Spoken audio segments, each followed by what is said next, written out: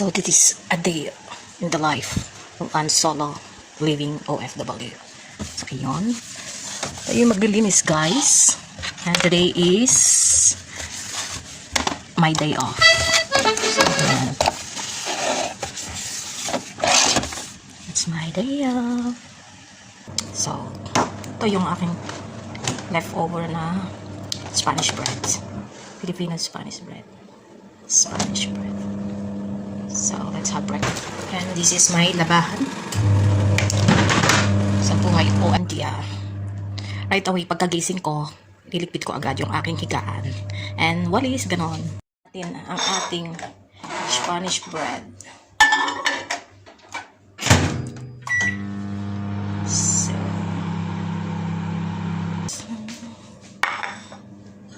ito lang ang life ko dito pagka Friday. Let's eat. Let's have actually brunch na to eh. Kasi late na ako bumangon at mag-breakfast. Sarap ng tinapay.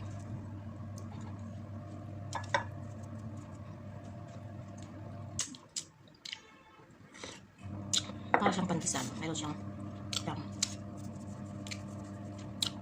tumatakbo ang washing ko.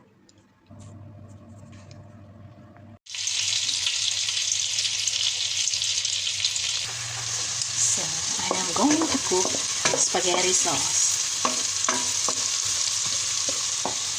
Pasensya niyo po ang aking apat kasi marami na siyang scotch-scotch.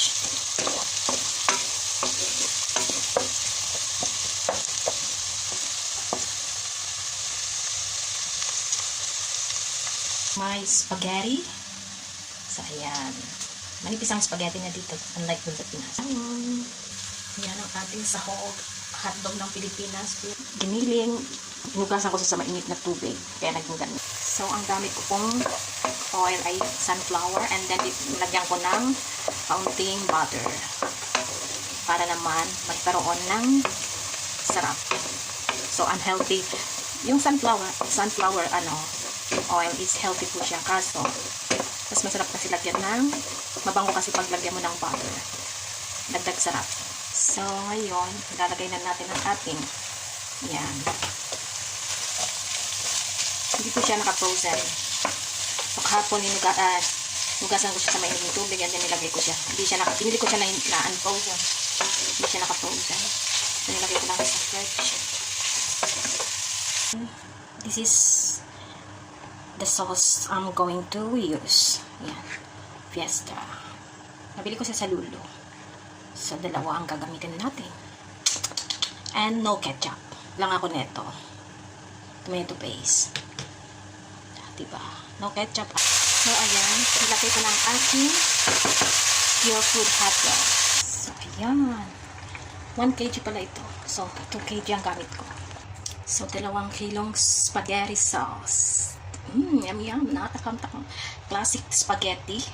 So, this is my mom actually ingredients. So, ang twist ko lang ay hindi ako maglalagay ng ketchup kasi ang nanay ko naglalagay siya ng isang bottle na ketchup. So, which is I don't like it.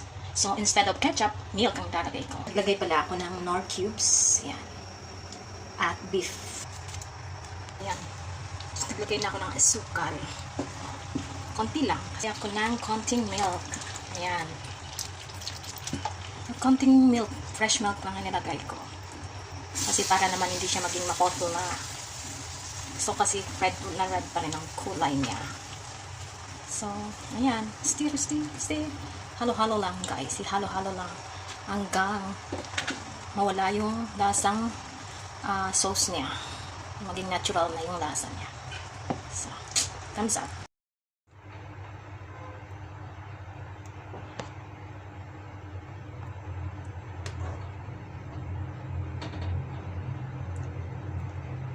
So, this is my finished product na spaghetti. Yes. Yum, yum, yum. Let's eat. This is my yummy spaghetti.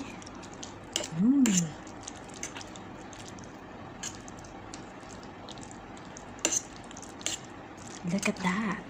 Yes. Para siyang Jollibee. Jollibee.